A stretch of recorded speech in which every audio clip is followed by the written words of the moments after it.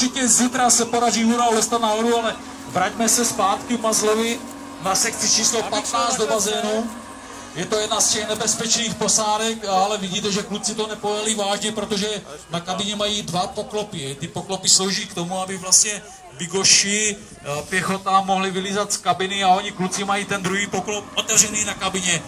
To znamená, že ta vlna nebude tak velká, že by mohla nahrnout poklopem vodu do kabiny. A zpátky k Uralu druhý pokus. Tam vidíte, že je hodně vyhraváno, že se hodně hrabe. Záleží na tom, jestli ten terén je projetý nebo neprojetý. Tady u nás už je terén projetý a vidíte, že ten Ural se s tím neporadí. Já nevím, kam dřív, kam hlavu. 414 se rychle vody, Ural tam výjíždí nahoru.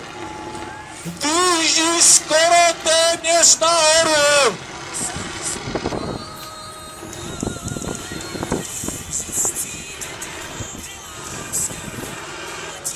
Kluci si ty na úťách rychtujou tak, aby mohli udělat s rozjezdem co největší vlnu, protože tady už nejde o body, ale jde tady o vlnu.